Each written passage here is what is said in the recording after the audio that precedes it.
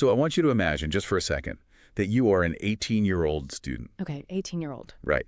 And you have maybe 10 friends who follow you around. You have virtually no money, no conventional military training whatsoever, and your weapons, I mean, they basically amount to whatever you can scrounge, steal, or, smuggle. Not exactly a formidable force. No, exactly. But now, I want you to imagine that same 18-year-old, just a decade or so later, literally commanding a shadow government.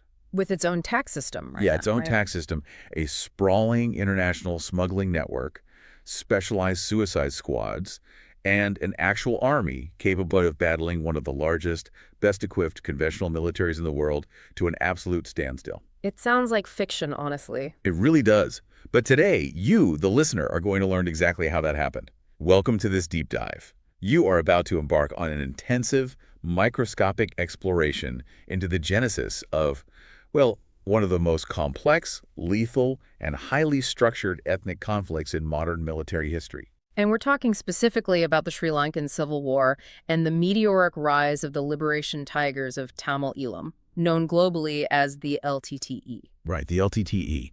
But before we take a single step into this history, we really need to lay down a bedrock foundation of absolute neutrality here. Yes, this is crucial. The source material we are decoding today contains some incredibly sensitive, historically charged, and deeply painful political content regarding the Sri Lankan conflict. And we want to be unequivocally clear with you.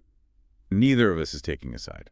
At all. We are not endorsing any political viewpoints, we are not validating any separatist platforms, and we are emphatically not passing moral judgment on the actions of the state or the insurgents. Exactly. Our sole mission today, the only reason we're here, is to objectively deconstruct the provided historical text. We're looking at this exclusively through the cold, analytical lens of military historians and conflict analysts. We are just here to dismantle the machinery of an insurgency and understand its mechanics, how the gears turn, so to speak. Because that's the only way we can answer the central, driving question of this entire deep dive, which is, how did localized political grievances transform into an organized, heavily armed, parallel state movement? And we aren't just going to give you a dry timeline of names and dates. I mean, anyone can read a Wikipedia page. Right. Okay, let's unpack this. By the end of this deep dive, you will understand the why and the how behind every single stage of this conflict's evolution. To achieve that, I actually want to give you a foundational framework to hold on to. Think of this as the architectural blueprint for everything we are about to discuss today. Oh, I like frameworks. Lay it out. So it's a transformation equation that maps out the genesis of almost every major or regular conflict. The equation is this: historical grievances plus identity concerns plus political failure plus militant organization equals conflict escalation. Wait, all four of those have to be present. Exactly. If you remove any one of those variables, like for instance, if you have historical grievances but the political system successfully addresses them, you might experience some protests or civil unrest. But you don't get a war. Right. You do not get a sustained multi-decade insurgency. All four elements really must lock into place. So let's start at the very beginning of that equation. How does a societal grievance morph into an identity movement? Well, according to our source material, the absolute root of this specific conflict lay in the profound grievances of the minority Tamils in Sri Lanka. And what were they grieving specifically? They harbored this deep-seated fear of deprivation and active discrimination by the majority Sinhalese population. But the text points to a very specific demographic shift that turned, generalized fear into an existential panic. A demographic shift. Yeah. Since 1956, there had been a massive, sustained influx of Sinhalese into areas that the Tamils historically considered their own traditional homelands. Okay, but when you look at the mechanics of demographic shifting, I mean, it is rarely just about having new neighbors, right? Oh, definitely not. From the perspective of a minority population, a demographic tidal wave moving into your traditional spaces is perceived as an existential threat. Because it threatens the culture. Exactly. The Tamils were fundamentally seeking to protect three core pillars of their existence: their unique identity, their language, and their traditional areas of habitation. The post-1956 influx threatened all three simultaneously. How so? Like, politically? Well, the underlying fear is a matter of simple electoral and economic math. If you lose your demographic majority in your own province, your local voting bloc is diluted. You literally lose your political voice. You do. And if your language is marginalized in state affairs, your cultural transmission is severed and your economic opportunities just vanish. Man, so out of that sheer existential dread, the Tamil movement coalesced around four major non-negotiable demands. Plus, the four major demands. And we really need to dissect the anatomy of each one because they set the geographical and political boundaries for the entire war. So, demand number one. The first demand was the formal declaration of Tamil inhabited areas as homeland of Tamil people. And they weren't just asking for general respect here, they pointed to specific coordinates on a map, right? They did. They named the northern and eastern provinces, specifically the districts of Jaffna, Kilinochiki, Vavunia, Manar, Trincomalee, Batticaloa, and Amparai. Okay, so the demand for a recognized homeland is basically the bedrock of territorial identity. Yeah. What was the fear driving this? The underlying fear was outright displacement and cultural erasure. By naming those specific 7 districts, they were drawing a hard, immutable line in the sand. And the political significance of that is immense. I mean, they were asking the central government in Colombo to officially concede geographic ownership based on historical presence. Right, and the long-term consequence of drawing that map was that it instantly transformed abstract political debates into concrete territorial disputes. Those specific districts became the physical chessboard, Exactly, the exact ground upon which decades of blood would be spilled. which flows directly into their second demand, Yeah. the merger of northern and eastern province. Yeah, they didn't just want these 2 distinct regions recognized as Tamil areas. They demanded they be administratively welded together into a single unified entity. Now, looking at the geography, the northern province was heavily Tamil, but the eastern province was much more ethnically mixed, wasn't it? It was, and the underlying fear here was the classic divide and conquer strategy. Ah, of course. If the northern and eastern provinces remained administratively separate, a centralized government could deal with them separately. They could play one against the other. Exactly. Or they could slowly alter the demographics of the mixed eastern province until the Tamil influence there was completely neutralized. So the political significance of a merger is that it instantly creates a massive, contiguous, politically dominant bloc. Yes, it unites the coastline, including the highly strategic deepwater harbor of Trincomalee, under one political roof. That's a huge ask. It is. And the long-term consequence of this demand was that the Eastern Province, precisely because of its mixed demographics and strategic value, became some of the most fiercely contested, violent ground of the entire war. Wow. Okay, demand number 3 moves us from geography to the actual mechanics of power. Devolution of powers. Right. The source dictates they wanted this newly merged homeland to be governed by a Tamil government with sufficient autonomy in the 3 most critical areas of statecraft: Which are? finance, land distribution, and law and order. Okay, this is the pivot from asking for recognition to demanding structural autonomy. Yes. The underlying fear was a complete lack of trust. The Tamils had concluded that a centralized, Sinhalese-dominated government in Colombo could never be trusted to ensure Tamil physical security, economic development, or cultural survival. The political significance is striking, though. I mean, they were essentially demanding a state within a state architecture. That's a great way to put it. They weren't explicitly asking for a separate country yet, but they were asking for severe, uncompromised federalism. And the long-term consequence. It established the reality that whoever controls the local taxation, whoever controls who gets to farm which land, and whoever commands the local police force ultimately controls the daily destiny of the population. Makes total sense. And finally, the fourth demand, equal status for Tamil language. They demanded absolute parity between the Tamil and Sinhalese languages at the state level.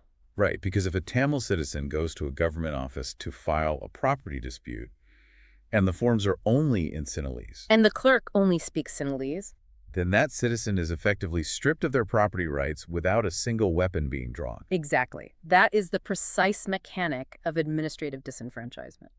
So the underlying fear was being permanently locked out of the state's economy. Yes, if your language isn't recognized, you cannot secure government employment, you cannot navigate the judicial system, and your children's educational trajectory is permanently stunted. So the political significance was essentially a demand for equal first-class citizenship status. Right. And the long-term consequence of this linguistic marginalization was massive. It led directly to the mass radicalization of Tamil youth. Because you suddenly had a generation that was highly educated, intensely proud of their heritage, but entirely locked out of the system. Completely locked out of the state's economic and administrative machinery because of the language they spoke. Okay, I have to pause here and look at this from a purely administrative perspective. Because when you lay out those four demands, a recognized geographic zone, combining two provinces, local control over the police and taxes, and bilingual government services, it honestly sounds like a heated but ultimately mundane local governance dispute. It really does. It sounds like a kind of thing politicians argue about in endless committee hearings and eventually compromise on.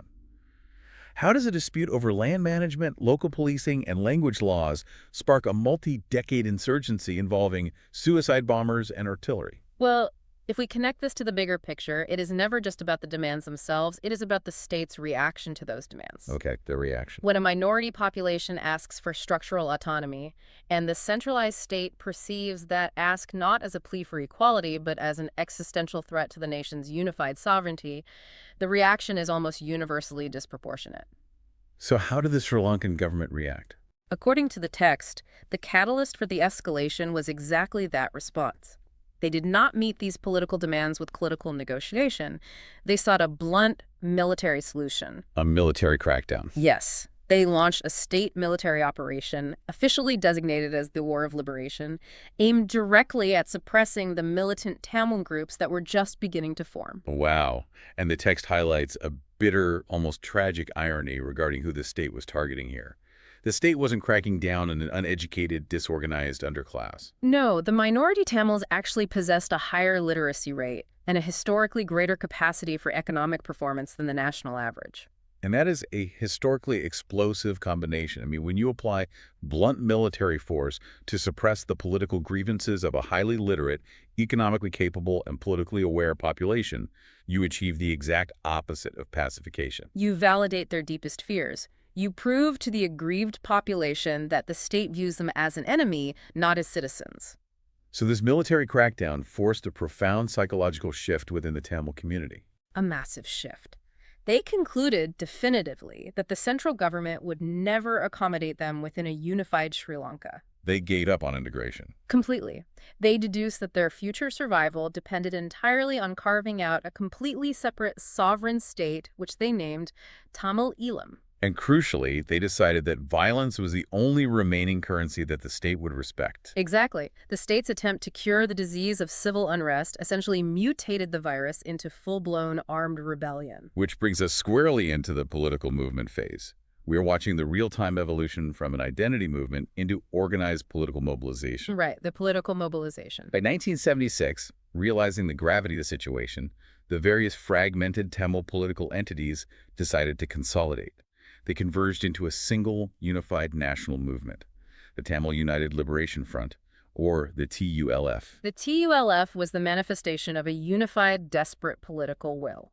They realized that fragmented voices were easily ignored. They needed a single, undeniable political battering ram. And they took that battering ram directly to the ballot box in the 1977 general elections. The TULF didn't hide their intentions either, right? Not at all. They campaigned on an explicit, unapologetic platform of outright secession. A vote for the TULF was a vote for an independent Tamil Eelam. And the results were staggering. They won massively in their traditional areas, securing 18 of the 24 seats they contested. They acquired so much electoral power that they became a major opposition party in the National Assembly in Colombo. It was a monumental democratic victory. It provided a clear, undeniable mandate from the Tamil electorate. The people had spoken through the most legitimate democratic channel available. But this is where the political machinery catastrophically fails. Even though the TULF won those seats, the parliamentary system itself was overwhelmingly dominated by the Sinhalese majority. They were outnumbered. Severely. The TULF representatives could stand up in the assembly, they could deliver impassioned speeches, they could file protests, but they simply did not have the sheer mathematical numbers to pass protective legislation. Nor could they halt the state's ongoing military and administrative crackdowns in the north and east. Exactly. It's the ultimate democratic paradox. You win the election, you play by the rules, and you are still completely powerless. Right. And if the politicians they elected couldn't protect a Tamil family from a midnight police raid or stop the military from occupying their village, why would the people continue to support the political process? They wouldn't, and they didn't. While the TULF politicians were locked in feudal debates in Colombo, Civil unrest back in the Tamil areas was rapidly escalating into open, physical confrontation with the civil administration.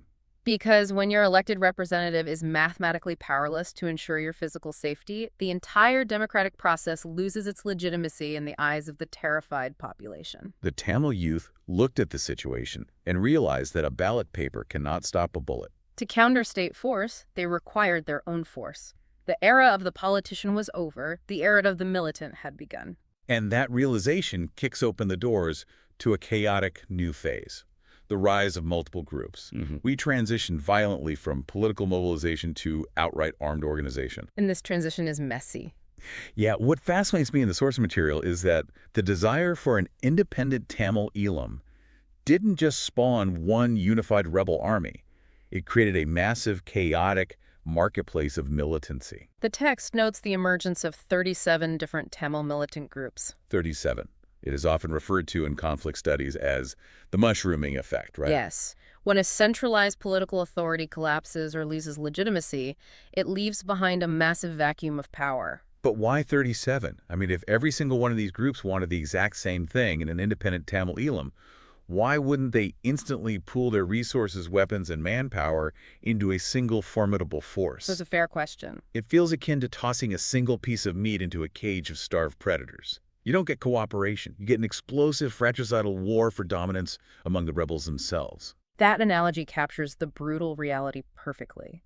In a highly educated, deeply motivated, and intensely frustrated population, you are going to see multiple charismatic individuals step forward, each believing they alone possess the vision to lead their people to salvation. So it's about ego and ideology. Exactly. You have multiple ideological schools of thought colliding. Some groups were hardened Marxists who saw the struggle through the lens of class warfare, others were pure ethno-nationalists, and others were simply pragmatic militarists. So they all agreed on the final destination of Tamil Elam. But they fiercely, violently disagreed on the ideological route to get there, the tactics that were permissible, and most importantly, who would sit on the throne once independence was won. Okay, so our text focuses on the big six that managed to claw their way to the top of that pack of 37.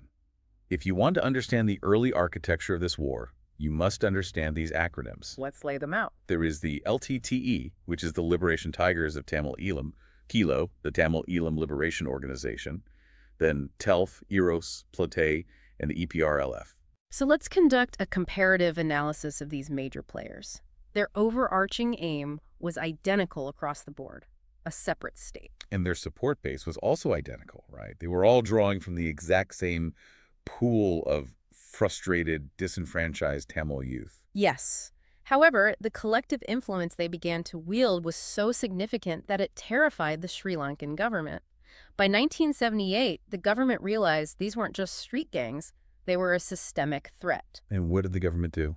The state was so alarmed by the growing popularity of these militants among the civilian masses that they rushed through emergency legislation, specifically banning the LTTE and TILO, which were the two most prominent organizations at that time. You know, banning an organization in that context almost serves as a badge of honor, doesn't it? It really does. It proves to the local population that these specific groups are actually capable of hurting the state. But to hurt a state, you need serious funding and sanctuary. You can't just do it with angry youth. The source points to a massive external factor: India.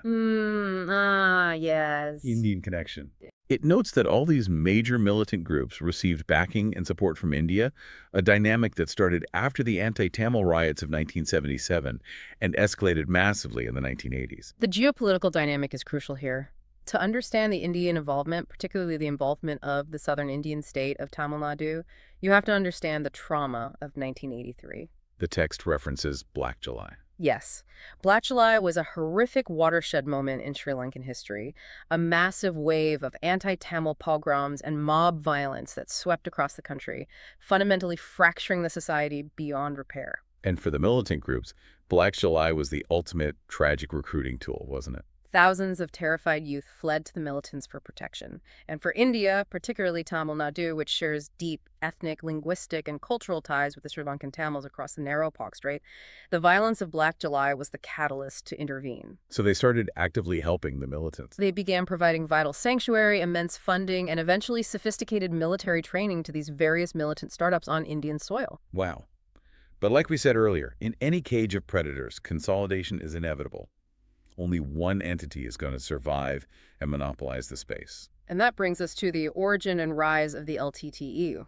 This is an incredible, almost cinematic chronological story of how one tiny microscopic faction achieved absolute, terrifying dominance over everyone else. The timeline begins in 1972. A young man named Vilupillai Prabhakaran, who is merely 18 years old at the time, forms a group in the northern stronghold of Jaffna. 18 years old. Yes, and he starts with a grand total of just 10 students. Wait, so you're telling me an 18-year-old kid? Yes, literally 18. That's just, I mean, that's wild. 10 friends and a couple of smuggled guns. They call themselves the Tamil Tigers, or TNT. It sounds like a neighborhood club, not a proto-army. For the first few years, they operated in the shadows, essentially as a microfaction. But in 1975, Prabhakaran engineers a highly calculated, brutal entrance onto the public stage. What does he do? He personally assassinates the mayor of Jaffna, Alfred Doryappa, who was a prominent member of the ruling Sri Lanka Freedom Party. Okay, the text notes, this assassination is often framed as a revenge killing for an incident that occurred at the Tamil World Conference in 1973. But assassinating a mayor is rarely just blind revenge. What was the tactical objective? It was profoundly strategic public relations. After killing the mayor, the TNT didn't stop. They initiated a systematic campaign of targeted depredations. But they were incredibly selective about their targets. Highly selective. They specifically focused their violence on eliminating police informers and police personnel who were suspected by the local Tamil population of being guilty of brutality and oppression. Ah, so if the state police are viewed by the locals as an oppressive, brutal occupying force, and an 18-year-old kid starts assassinating the most hated officers and the informants who betray their own neighbors, then that microfaction instantly transforms into the community's grim, lethal protector. Precisely. It is a terrifying but highly effective method of winning public favor in an irregular war. You position yourself as the sole dispenser of justice when the formal justice system has failed the people. Exactly. But playing the role of the grim protector requires capital. Right. Guns, safe houses, and logistics cost money. How did an 18-year-old with 10 students fund an insurgency before the massive Indian backing kicked in? Well, the source is quite explicit about their early revenue streams. They collected funds through what they officially deemed taxes. Taxes, right. However, the text rightfully identifies this as a euphemism for ransom, extortion, and protection money squeezed from local Tamil businesses. So organized crime, essentially. Yeah. They also engaged in outright bank looting. Furthermore, the text notes there were strong, though at the time unsubstantiated, rumors of their engagement in international drug trafficking to build their war chest. So the foundation was built on extortion, armed bank robbery, and potentially narcotics. In 1976, to reflect a more formalized military ambition, they rebrand.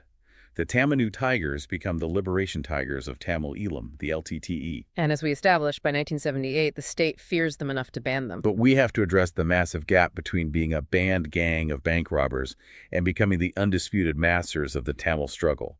How does the LTTE crush the other 36 groups? That requires us to dive into an LTTE consolidation analysis.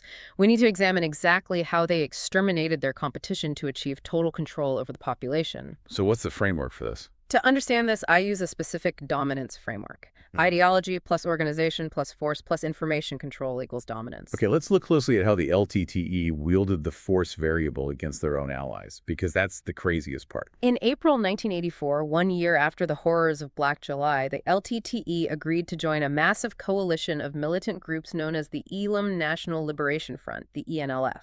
And this umbrella organization included TILO, EROS, EPRLF, and PLOT. It looks like the unified rebel alliance that people have been begging for. On paper, yes. In reality, the LTTE had absolutely zero intention of sharing power or compromising their vision. The coalition was extremely short-lived because the LTTE soon turned its weapons on TILO. Why TILO?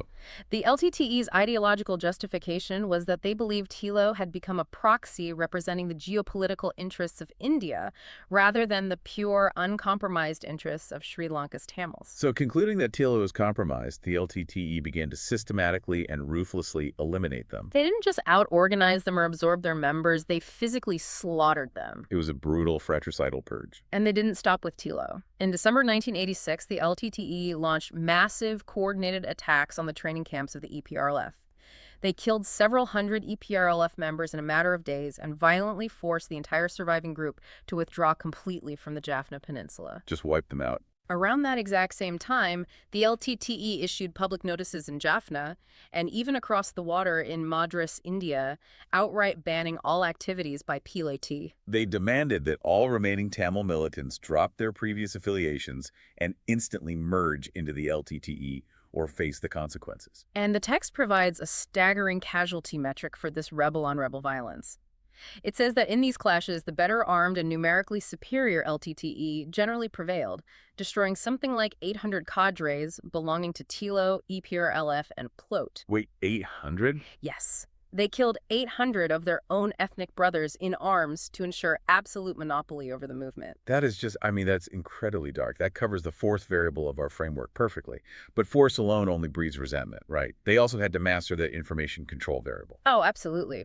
While they were busy wiping out their rivals, they were simultaneously engaging the Sri Lankan Armed Forces, the SLAF, in highly visible, heavy combat.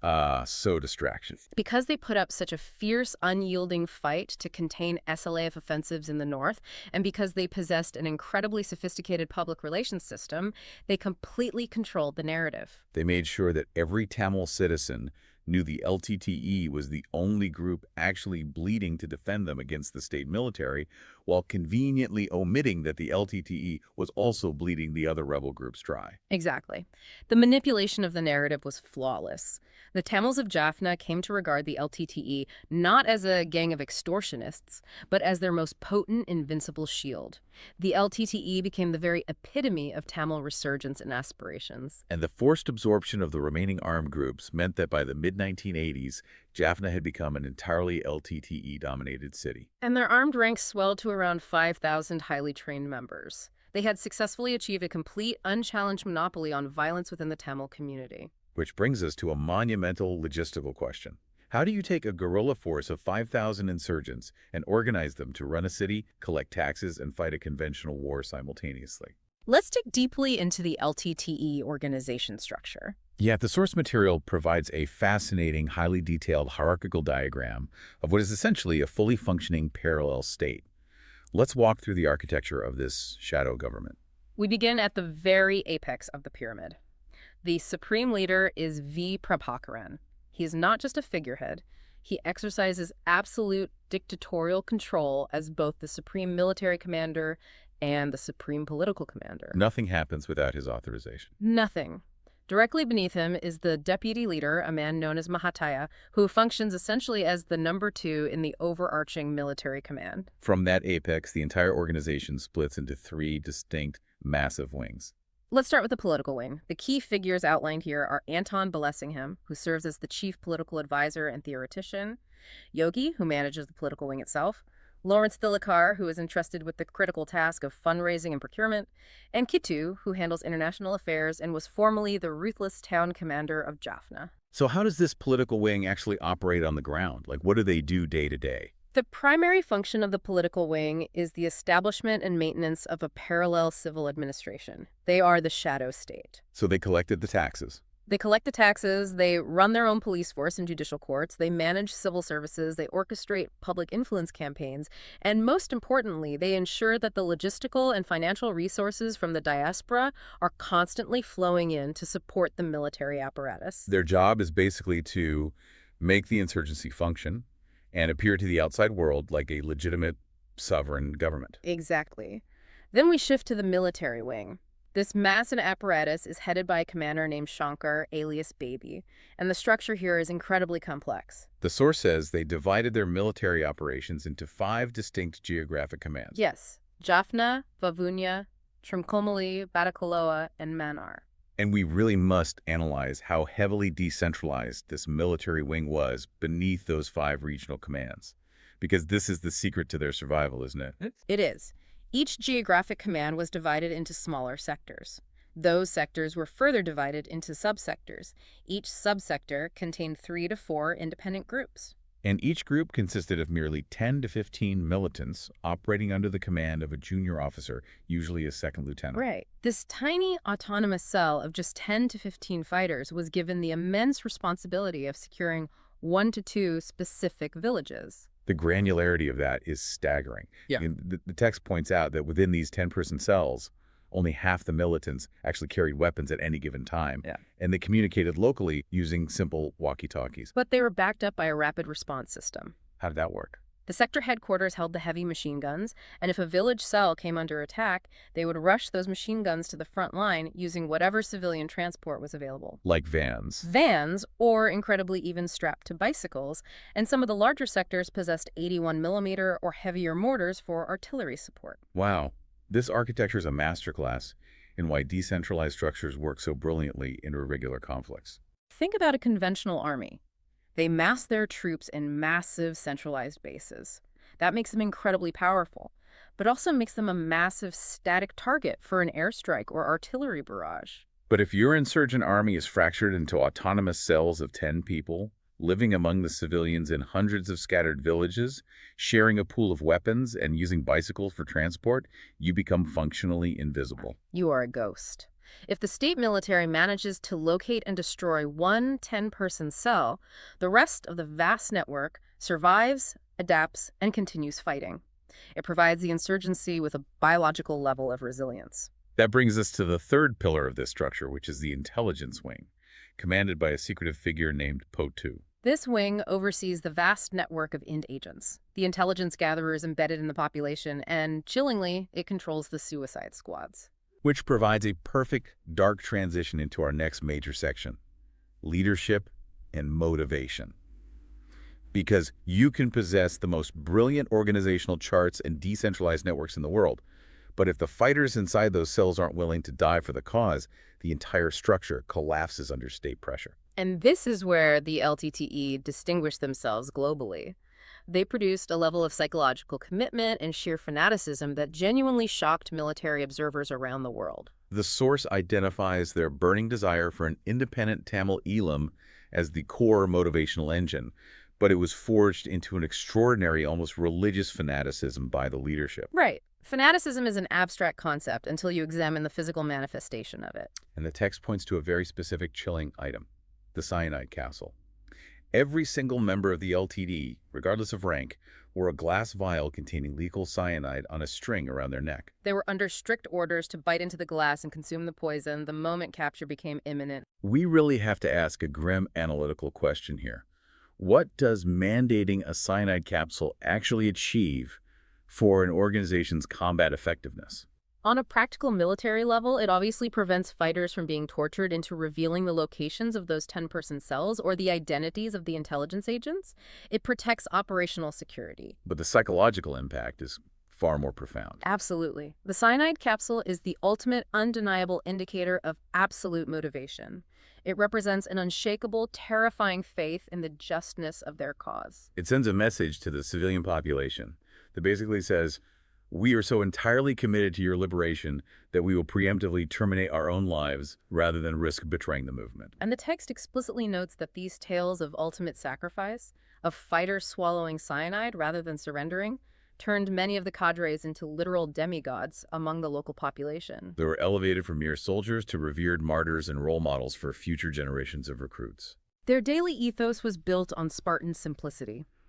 The fighters lived a very strict code of conduct with a profound, almost monastic sense of discipline. Their foundational belief, drilled into them daily, was that political power flows exclusively from the barrel of a gun, and that the bullet is infinitely more powerful than the ballot. But there is a deeply oppressive dark side to that kind of rigid, fanatical discipline, which our text rightly highlights. Right, because when a group operates with that level of absolute fanaticism, they become inherently inflexible and uncompromisingly intolerant of even the slightest dissent. Exactly, because when you believe you are fighting a wholly existential war for the survival of your race, anyone who questions the leadership's tactics isn't viewed as a political critic. They are instantly branded a traitor to the species. Consequently, the dispensation of what the LTTE considered justice was terrifyingly swift and almost universally ruthless. While they were certainly revered as protectors, they simultaneously instilled a deep, pervasive, paralyzing fear amongst the civilian Tamil population.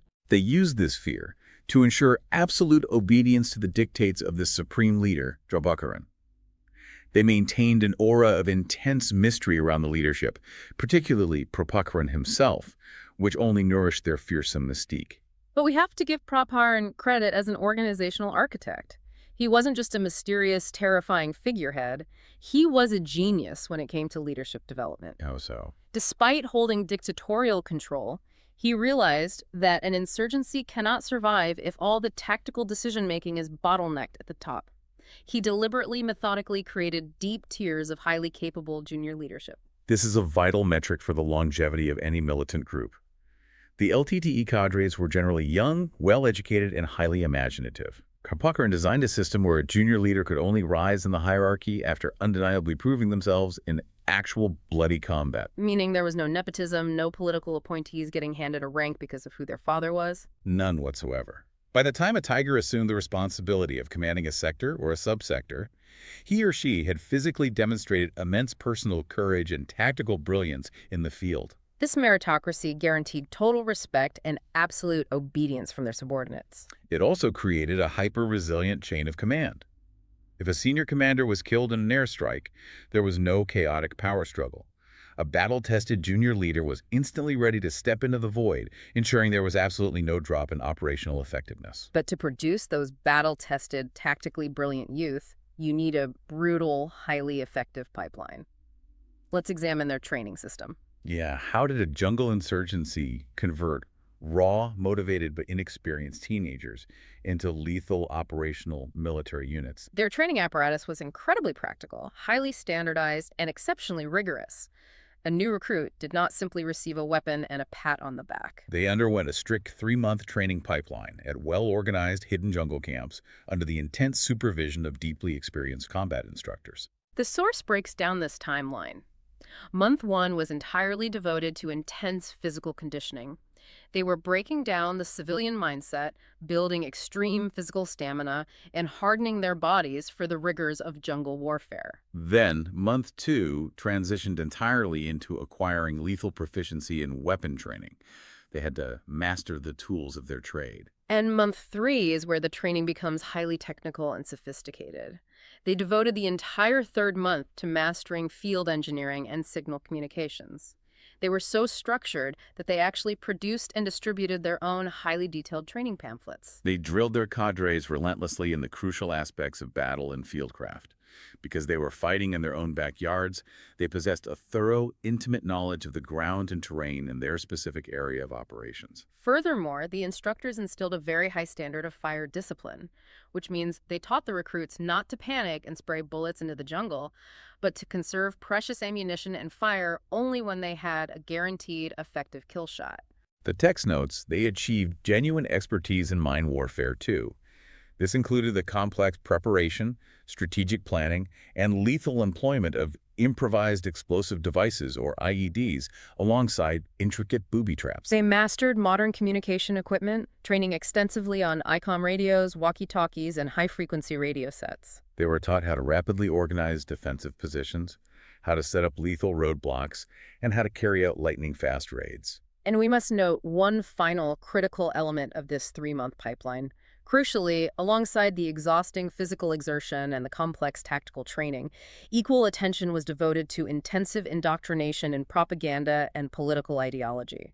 So the instructors were forging the mind just as rigorously and just as ruthlessly as they were forging the body. Exactly, but a well-trained, heavily armed soldier is completely blind without accurate information. Let's look at the LTTE's intelligence system. How did their local networks function on a daily basis? They constructed a highly sophisticated, deeply integrated network for gathering intelligence and conducting surveillance. This network was inextricably embedded within the civilian population itself. They relied heavily on a vast web of local informers, shopkeepers, farmers, government clerks. Additionally, the tigers themselves were constantly in motion, moving quietly on foot, on bicycles, and on motorcycles across their sectors specifically to gather human intelligence. We can formulate an equation for this specific dynamic. Information advantage directly translates into tactical advantage. Having a local farmer tell you that an enemy tank is moving is only useful if you can transmit that information to a strike team in time to do something about it. Exactly. The speed of the information is just as lethal as the weapon itself.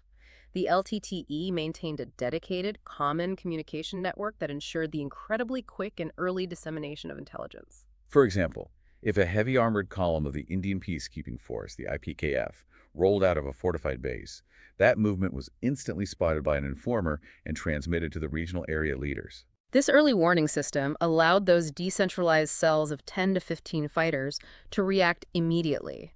They could either maneuver into position to set up a devastating ambush, or, if heavily outgunned, they could take timely, evasive action, melting seamlessly away into the jungle or the civilian population before the enemy even arrived. Let's transition those intelligence capabilities into actual combat. We need to do a tactical analysis of how they fought. We will use a simple framework here. Capability, dictating method, resulting in effect. Okay. The text points out a massive, glaring limitation in the LTTE's capability. They could almost never launch classic conventional military offensives because they entirely lacked conventional combat support elements. Right. They had no tanks, no heavy artillery batteries, and absolutely no air power. When you face a modern mechanized army but you lack conventional heavy weapons, attempting a head-on clash is suicide. You must rely entirely on irregular asymmetric tactics. The source breaks their tactical doctrine down into 4 distinct categories: guerrilla methods, offensive methods, defensive methods, and ambushes. Let's start with guerrilla methods. The text explicitly states they perfected the art of guerrilla warfare over decades. They utilized highly unconventional tactics, particularly shining in urban built-up settings, though they eventually became highly proficient in rural jungle environments as well. Their operations were strictly governed by the holy trinity of the insurgent: speed, stealth, and absolute surprise. Moving to the second category, offensive methods. Because they couldn't sustain a prolonged toe-to-toe clash with conventional forces, they vastly preferred rapid hit-and-run tactics. In these operations, the goal was almost never to capture and hold physical ground. The primary goal was to inflict maximum casualties, sow deep confusion within the enemy ranks, and then rapidly withdraw before the enemy's superior heavy firepower could be brought to bear. Often, what appeared to be an unprovoked offensive attack was actually a calculated delay tactic, launched specifically to draw enemy attention away when one of the LTTE's own jungle camps was threatened. Third, defensive operations. This is where the guerrillas dug into the earth. The Tigers constructed extensive, incredibly well-fortified defensive positions built in multiple tiers close to their main strongholds. They seamlessly integrated these physical defensive lines with massive hidden networks of IEDs and lethal booby traps. They constructed well-sited concrete bunkers bristling with heavy machine guns. They trained their cadres to be highly lethal in fighting limited positional battles from these fixed defenses, and they made terrifying, highly effective use of the vertical environment. Like snipers in the trees. Exactly. In urban and semi-urban areas, they effectively utilized the high ground of treetops, elevated water tanks, and housetops to position highly trained snipers equipped with telescopic sights, raining down precise fire on advancing columns. Which brings us to the fourth and arguably most devastating tactical category, ambushes. The source explicitly states that ambushes were the primary, most frequently used tactic to impose caution, inflict delay, and cause severe attrition on the heavy advancing columns of the IPKF. The execution of these ambushes was meticulous and horrifyingly effective. They would carefully select ambush sites on straight, unavoidable stretches of roads that were densely surrounded by extensive built-up areas or thick vegetation. They would initiate the ambush not with small arms, but with a massive, earth-shattering IED explosion designed to instantly disable the lead vehicles and trap the column. This explosion was immediately followed by a concentrated, heavy volume of automatic fire from elevated and fortified positions. And the genius of the ambush was the withdrawal. Before the surviving shell-shocked troops could recover, organize a perimeter, and mount a coordinated counterattack, the militant strike team would simply cease firing, abandon their firing positions, and melt invisibly away into the surrounding built-up areas, disappearing utterly among the terrified civilian population. And in discussing their tactics, we are obligated to mention the horrifying innovation that forever altered the landscape of global terrorism: suicide bombing. Yeah, we have to talk about this. The LTTE was the very first militant organization to fully develop and extensively deploy suicide bombing as a standardized tactical battlefield weapon. They pioneered the dark concept of the human bomber, inventing the wearable suicide vest packed tight with stable C4 explosives and ball bearings. In later years of the conflict, they evolved this willingness to die to terrifying new extremes, undertaking massive suicide attacks by sea using explosive-laden stealth boats against naval vessels. And even utilizing light aircraft in kamikaze-style attacks against highly fortified state military installations. To pull off that level of destruction, you need serious, reliable ordnance. Let's examine their technology and innovation. The overarching theme of this section is how extreme logistical constraints breed deadly, indigenous innovation. They absolutely perfected the dark art of mine warfare. The LTTE displayed a remarkable lethal capacity for innovation with high explosives. Lacking access to a massive, state-sponsored military-industrial complex, they set up jungle factories and began indigenously manufacturing high-quality hand grenades, directional claymore mines, mortars, mortar bombs, and incredibly complex IEDs. The text mentions their deadliest, most effective capabilities involved remotely controlled, improvised explosives.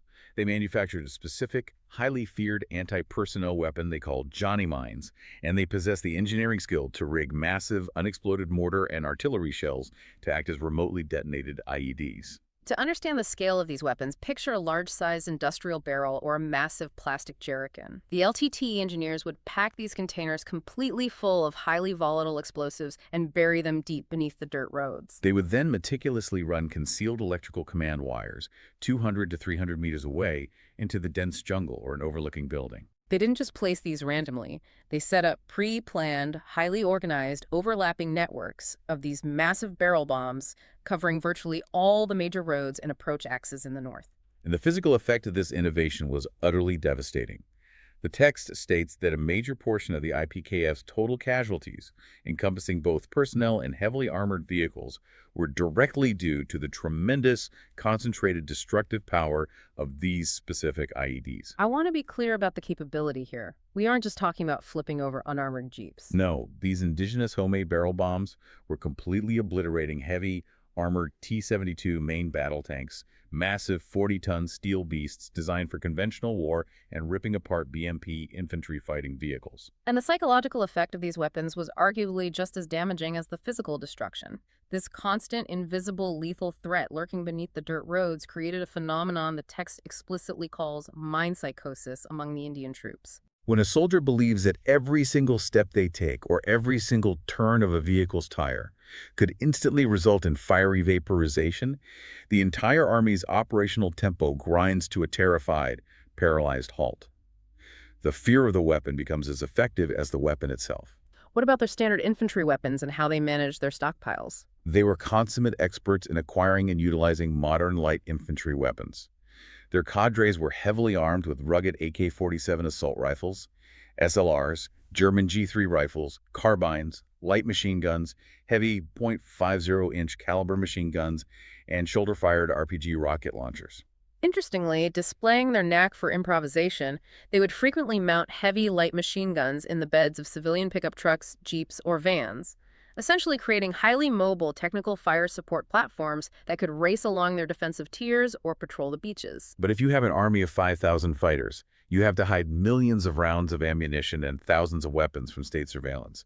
Their logistics of concealment were ingenious. The text reveals they used heavy industrial polythene wrapping and thick coatings of mechanical grease to meticulously protect their weapons and ammunition from moisture. Once waterproofed, they would literally hide these massive arsenals underwater, sinking them to the bottom of the coastal lagoons. They also utilized heavy earth-moving equipment to bury ammunition caches 3 to 4 feet underground in huge quantities at multiple hidden sites. Given the sheer, staggering volume of arms they successfully stockpiled, the text concludes they were fully, intentionally prepared to fight a prolonged, multi-decade war of attrition. But a war of attrition isn't fought exclusively with bullets and buried explosives. We must examine the psychological and information dimension. The invisible battle for the minds of the population was fought just as fiercely and with just as much resources as the physical battle for the roadways. The LTTE fundamentally understood the strategic power of modern media. They didn't rely on word of mouth. They built a highly organized professional network of their own pirate radio stations, underground TV stations, and widely distributed daily newspapers. The text specifically mentions they ran a highly efficient daily printing press to ensure the Tamil population was constantly updated with the LTTE's version of political developments, alongside heavily romanticized accounts of the heroic deeds and martyrdom of the cadres. They kept this press running relentlessly right up until the facility was physically located and destroyed by the advancing troops of the 91 Infantry Brigade. They sought to control the local narrative completely, allowing no dissenting information to permeate their territory. They heavily utilized networks of local civilian sympathizers to secretly circulate political literature and aggressive anti-IPKF, anti-India propaganda. They ran extensive, highly visible poster campaigns across the towns to deliberately spread confusing rumors to disorient the enemy intelligence, while simultaneously using those same posters to issue terrifying threats to ensure the absolute compliance of the local population. And their reach wasn't just confined to the jungles of Sri Lanka, it was entirely global. The LTTE developed a massive, highly sophisticated international network based entirely on the displaced Tamil diaspora. This global network is the critical component that explains their incredible longevity. They expertly leveraged the wealth and political freedom of non-resident Tamils living in Europe, the United States, and they utilized the opposition political parties operating in the neighboring Indian state of Tamil Nadu. This sprawling global diaspora network acted as the primary lifeblood of the insurgency. It provided the massive influx of untraceable funds, facilitated the international smuggling of arms and ammunition, and provided the sophisticated international psychological warfare support required to financially and politically sustain a guerrilla army of 5,000 fighters in a grinding war against a sovereign nation-state. Okay, we have covered an immense expanse of history, tactics, and psychology. Let's synthesize all of this raw data into a structured strength versus weakness analysis. We need to evaluate this organization objectively. Yeah, walk us organically through the LTTE's core strengths based entirely on the text. If we evaluate their strengths, we must start with their highly motivated, battle-tested leadership structure, which ensured tactical brilliance at the junior levels. Second is the extraordinary fanaticism and unbreakable psychological commitment of the cadres, physically symbolized by the cyanide capsule, which made them virtually immune to interrogation. Third is their rigorous, highly standardized, and practical 3-month training pipeline. Fourth is their intimate, superior knowledge of the incredibly difficult jungle and urban terrain they operated in. Fifth is their highly efficient, rapid intelligence gathering and dissemination network embedded in the population. And finally, their incredible adaptability, demonstrating brilliant, lethal innovation in indigenous weapons manufacturing like the barrel bombs under severe resource constraints. That is a formidable list of capabilities, but they were not invincible. Where were they structurally vulnerable? Let's look at their weaknesses. The text highlights 3 massive vulnerabilities. First, a severe fear of isolation. Because they operated in small, decentralized cells of 10 people, the text notes that when LTTE cadres were successfully bypassed by advancing conventional troops and physically cut off from their adjacent units, they tended to panic. They relied heavily on the psychological and tactical support of their broader network, and when severed from it, they would easily abandon their defensive positions. Second, night limitations. They were primarily a diurnal fighting force. The text explicitly states that during night operations, their fire became wildly inaccurate, and the cadres were highly prone to panic and disorganization when actively engaged by forces equipped for the dark. And the third weakness is arguably their most critical structural flaw, their total logistical dependence. Because they were a guerrilla force operating without a state supply chain, they had to live entirely off the land. They relied absolutely and completely on the local civilian population for their daily food, for the continuous resupply of smuggled ammunition, and for their protective intelligence shield. The text explicitly states that if this local civilian support was forcibly denied or removed, the militant groups tended to fracture and break up easily. The greatest strategic strength embedding themselves seamlessly into the population was simultaneously their single fatal point of failure if the state could successfully separate that population from the fighters. This is a massive amount of historical and tactical information to process. If you are a learner trying to truly master this subject, You need to be able to synthesize these isolated facts into cohesive, structured arguments. So we're going to help you build out answer frameworks for 4 massive analytical questions based strictly on the deep dive we've conducted today. To do this effectively, we will construct a 6-part structural framework for each core question. Think of these as the skeleton of an essay. We need an introduction, the historical background, the specific factors, an analysis of how those factors interact, the broad historical lessons, and a definitive conclusion. Let's start with question 1. If a historian asked us to analyze the core causes behind the rise of militancy in Sri Lanka, how do we structure that argument? We would begin the introduction by clearly defining the conflict not as a spontaneous riot, but as a deep-seated ethnic struggle that methodically transitioned into an armed insurgency. For the background, we must detail the massive 1956 demographic shifts, explaining how state-sponsored colonization sparked profound Tamil fears of political and economic marginalization. The factors we list must be the 4 major demands: the declaration of a geographic homeland, the administrative merger of the North and East, the structural devolution of state powers, and the demand for equal language parity. In our analysis, we must focus the lens entirely on the critical catalyst: the Sri Lankan state's fateful decision to pursue a blunt military solution, the War of Liberation, rather than engaging in political accommodation.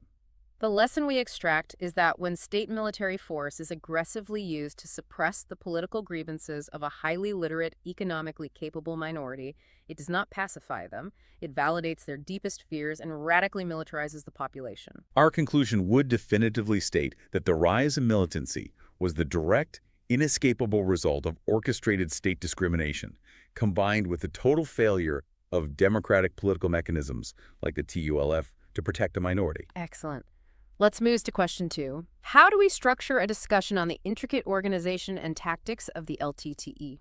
The introduction must state the LTTE's uncompromising aim, an independent Tamil Elam, and frame their organization as the construction of a fully functioning parallel state.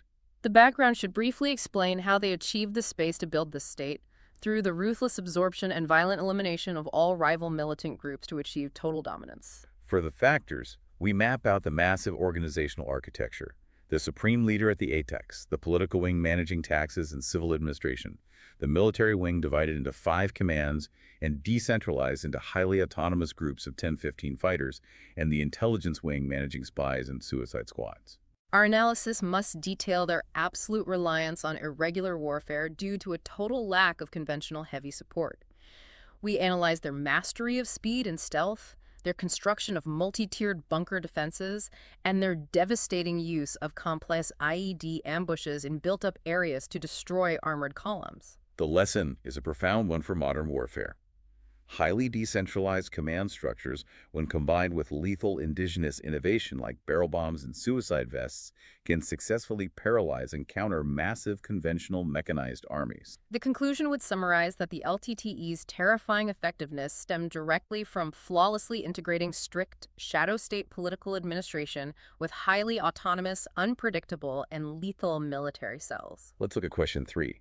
How do we examine the vital role of leadership and motivation within the LTTE? In the introduction, we must define the LTTE's unique, terrifying ethos of Spartan simplicity, absolute obedience, and extreme fanaticism. A background requires discussing Pohakran's incredible rise from an 18-year-old with 10 followers to the undisputed supreme commander of a shadow state. The factors we analyze are his deliberate cultivation of battle-tested, merit-based junior leaders, the enforcement of ruthless internal discipline, and the deliberate creation of a religious-like culture of martyrdom. In the analysis section, we focus entirely on the psychology of the cyanide capsule. We analyze how the mandated willingness to commit suicide created a psychological aura of absolute invincibility, turned fighters into revered demigods, ensured total operational security, and simultaneously instilled a deep, paralyzing fear of the leadership within the general public. The lesson is that extreme, absolute ideological commitment can often offset a severe mathematical deficit in conventional military numbers and heavy equipment. We conclude by stating that the leadership's genius lay in its ability to seamlessly blend intense political fanaticism with ruthless, unforgiving accountability, creating a highly resilient, lethal combat force that simply refused to surrender. And the final framework, question 4. How do we analyze the broader strengths and weaknesses of insurgent organizations using the LTTE as our primary case study? The introduction frames the LTTE accurately It's a highly capable, exceptionally lethal, but fundamentally constrained, irregular fighting force. The background contrasts their massive, unparalleled local influence and diaspora wealth against their complete lack of state-level resources like air forces or armor.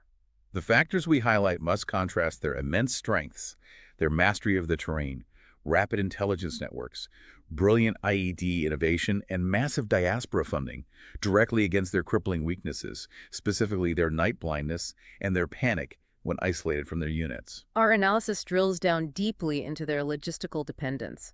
We analyze how their absolute daily reliance on the local civilian population for food, ammunition, and intelligence meant that if they were physically cut off from the villagers, the cells would rapidly fracture and collapse. The lesson for counterinsurgency is clear. An insurgency's absolute center of gravity is its symbiotic connection to the local population. If a state can sever that connection, the insurgent's tactical prowess degrades incredibly rapidly. Our conclusion would state that while tactically brilliant, highly motivated, and innovatively lethal, the LTTE remained permanently structurally vulnerable to physical isolation and the conventional night fighting capabilities of a modern state military. Okay, learner, take a deep breath. We are entering the final revision phase of this deep dive. To cement these massive concepts into your long-term memory, we have designed a highly structured, immersive audio sequence we call the Learner's Toolkit.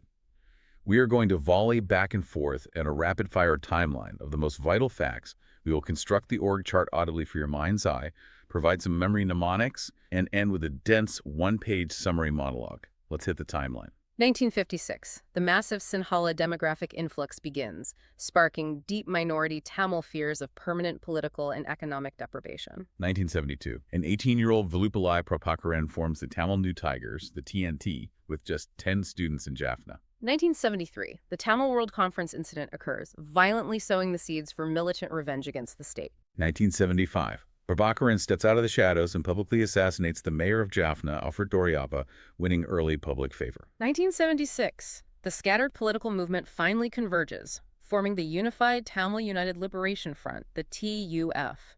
In that same year, the TNT officially renames itself to the LTTE. 1977, the TUF runs on a bold secession platform and democratically wins 18 out of 24 contested seats.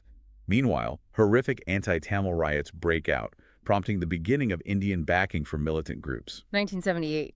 Deeply alarmed by their rising popularity and lethality, the Sri Lankan government legally bans both the LTTE and TILO. 1983. The catastrophic Black July riots occur, fracturing the nation beyond repair and setting thousands of recruits into the militant camps. April 1984. The LTTE joins the Elam National Liberation Front coalition, nominally aligning with TILO, EROS, EPRLF, and PLOT. Mid-1980s. Through ruthless consolidation, LTTE armed numbers swell to 5,000 members, turning Jaffna into a heavily fortified LTTE-dominated city. December 1986.